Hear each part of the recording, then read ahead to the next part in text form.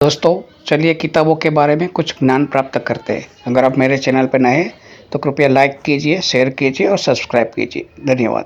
1939 में Ernest Vincent right द्वारा लिखित उपन्यास गैट्सबी में एक भी इंग्लिश शब्द ई का प्रयोग नहीं किया गया, जो अंग्रेजी का आम शब्द है। इस कार्य को जानबूझकर किया जाता है, जिसे लिपोग्राम कहते हैं। पूरे 50,000 वर्ड्स की नॉवेल में एक भी ई शब्द का इस्तेमाल नहीं किया गया है।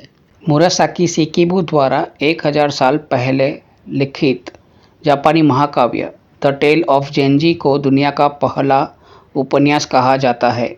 मार्क ट्वेन का the adventures of Tom Sawyer एक टाइपराइटर पर लिखा जाने वाला पहला उपन्यास था। 1454 में जर्मन नागरिक जोहानस गुटेनबर्ग द्वारा दुनिया का पहला प्रिंटिंग प्रेस बनाया गया, जिससे किताबों को और भी आसानी से छापा जाने लगा। पहली पुस्तक गुटेनबर्ग प्रिंटेड और सबसे पुरानी machine printed book Gutenberg Bible है। केवल 180 मूल रूप से प्रिंट की गई थी, जिनमें से 49 आज भी सुरक्षित है। इनमें से केवल 21 ही पूर्ण रूप से है। बाइबल अब तक की सबसे अधिक बिकने वाली पुस्तक है। इसकी 5 बिलियन प्रतियां बिक चुकी है। इसका 392 भाषाओं में अनुवाद किया गया है। 2123 भाषाओं में बाइबल की कम से कम एक पुस्तक है जिसका उस भाषा में अनुवाद किया गया है, और पूरी दुनिया में तब से बिक रही है जब से पहली किताब छपाई हुई थी। दुनिया की सबसे छोटी किताब इतनी छोटी है कि इसे केवल एक इलेक्ट्रॉनिक माइक्रोस्कोप का उपयोग करके ही पढ़ा जा सकता है। Tiny Ted from Turnip Town Malcolm Douglas Chaplin द्वारा लिखा गया था और ब्रिटिश कोलंबिया कनाडा में साइमन फ्रेजर विश्वविद्यालय में अपने भाई रॉबर्ट द्वारा शुद्ध क्रिस्टलीय सिलिकॉन का उपयोग करके प्रिंट किया गया था। 30 पन्नों की इस बुक का 70x100 माइक्रोमीटर में बनाया गया है, और यह इतना छोटा है कि यह मानव बाल की चौड़ाई पर फिट बैठता है। बिल गेट्स अब तक बिकने वाली सबसे महंगी किताब के मालिक है। 1994 में गेट्स ने लियोनार्डो दा विंची की कोडेक्स लिसेस्टर को $30.8 मिलियन में खरीदा था।